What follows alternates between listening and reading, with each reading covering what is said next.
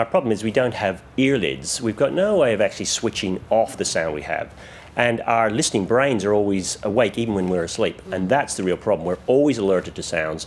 And as our noisy world gets noisier, that's impacting on our health. We evolved that way. We need to know the saber-toothed tiger creeping up on us. We need to know the sound of the barbarian at the gate. We need to know when we're asleep that the baby's crying at 2 in the morning. So it's a natural stress response that gets us alert, gets our juices flowing, if you like, our adrenaline, our heart rate, and that goes up. But if that's happening 12 times a night because they're building work next door or they're on the traffic and infrastructure programs, that's when it becomes a problem. Well, if we think about our stress response, as I said, there are those hormones, the adrenaline, etc., that gets us going, and that's a good thing if we need it. We need to be alert.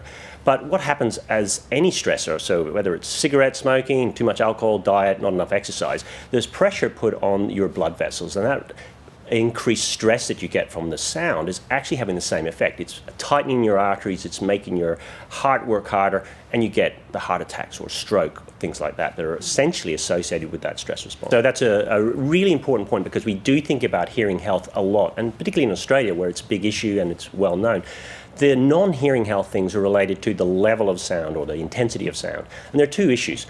One, when you have about 60 decibels of sound, which is about conversational level, if you have a decibel over that, every decibel over that is a 1% increase in heart attacks and other cardiac incidents, because you simply can't adapt that out.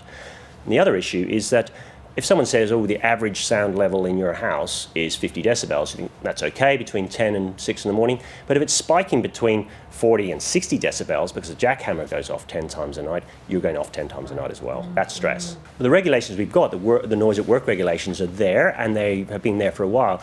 The noise at play regulations don't exist, so you're already damaging your hearing when you go to a nightclub, and we know that's a big problem. But it's that bleed through into the rest of our lives. As we increase the density of our cities, we're bleeding through sound into other people's lives that really they can't get rid of.